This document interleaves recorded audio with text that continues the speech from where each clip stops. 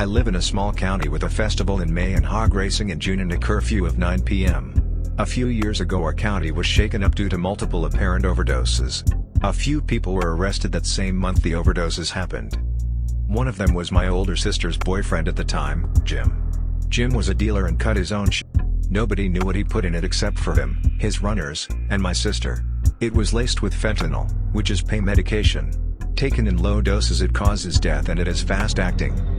The addicts didn't know what was in the heroin, they just wanted a high. Jim and my sister however knew what they were selling to them. I didn't know what my sister was doing at first, until years later. I met someone at school, befriended them. We were both new to the school and neither of us had a lot of friends. We both had Facebook, so naturally at that age we thought it was cool so we friended each other. This is when I found out her brother Tom passed away around the same time Jim was arrested. Not only that but due to my younger brother having a birthday my sisters and I took photos together and posted them on Facebook.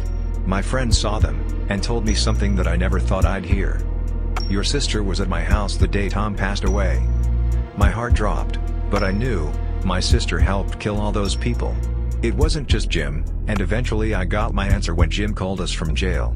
He didn't want her to go to jail, because he loved her, because he cared for her. My sister promised she would wait for him. 2 months later she latched onto another man who would eventually be found dead from apparent suicide. And after my dad passed away she's gotten worse. She made death threats to us, wished death upon us for something out of our control.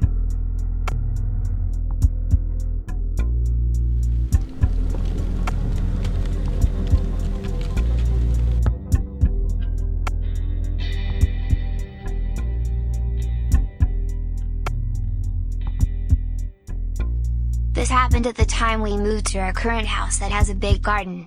After moving in and being done with furnishing and making the house feel cozy, my parents decided it's time to hire a gardener to do the lawn mowing, cutting the bushes and stuff like that. I was about 11 at the time and wasn't involved in deciding on a gardener or contacting him, so I didn't know when he'd first come. One Saturday dawn, it was very early in the morning and I awoke to my dog moving around in bed and looking at the window. I was alone in the house, since my parents used to work in the weekends.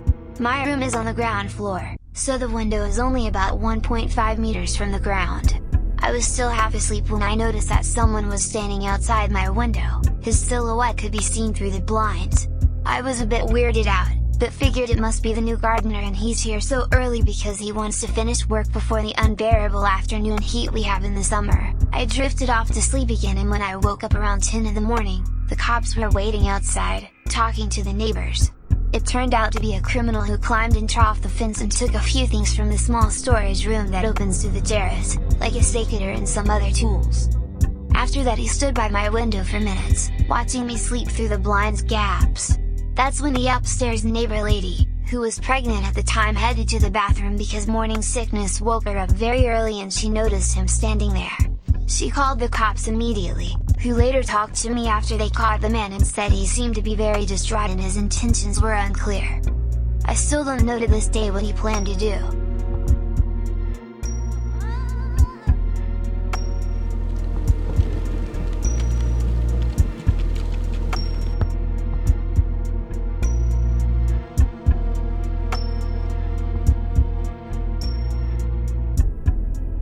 Nobody knew at the time, but my boss invited the staff over for an annual Christmas party at his apartment that he shared with his boyfriend at the time.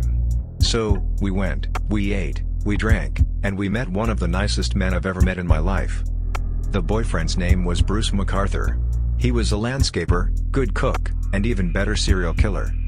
Turns out that this guy ends up luring in at least 8 men through hookup apps, only to murder them, cut them up, and bury their body parts in the gardens of various houses he worked on around the city.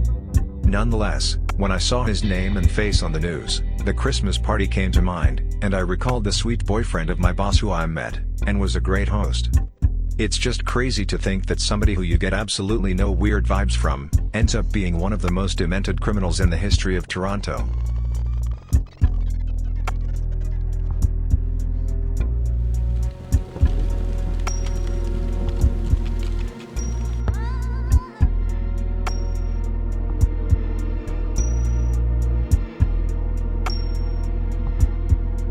When I was 12, a group of my friends and I would play hide and seek in these woods that were on the edge of our neighborhood.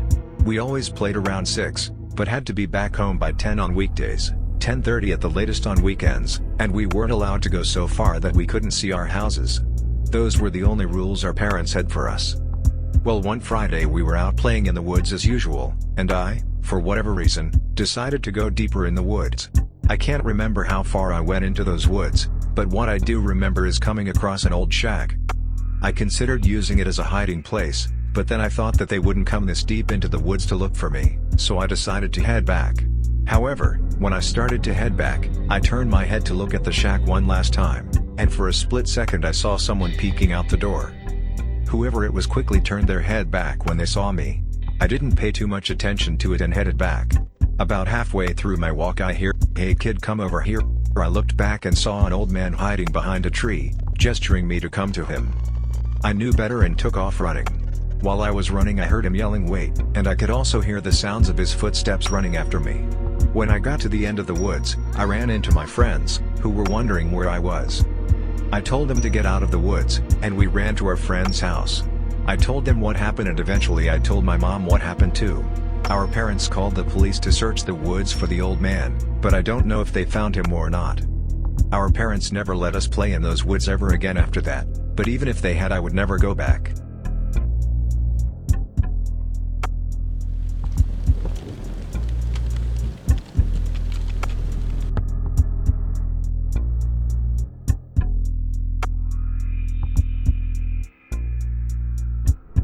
So about a year ago, my sister got admitted to this particular hospital for a medical reason. Can't remember exactly what it was, but she was there for quite some time. So in the middle of the night while I was looking over my sister, trusted family members are allowed to be in the room over the night to watch over patients. I was sitting on the chair beside the bed half asleep when a nurse comes in to check, injecting the IV and things, just usual nurse stuff. Nothing out of the ordinary, I thought.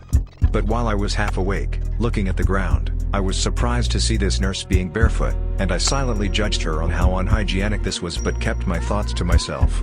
I immediately fell back asleep thinking nothing of the situation. About a couple of weeks after, when my sister was finally discharged, I was chatting to an old schoolmate of mine who is also a nurse working at the hospital and casually slipped it into conversation how weird it was to see a nurse doing that. She stares at me in shock, because apparently according to people who have worked there have been multiple incidents of this happening over the years and no one in the hospital walks around barefooted at all.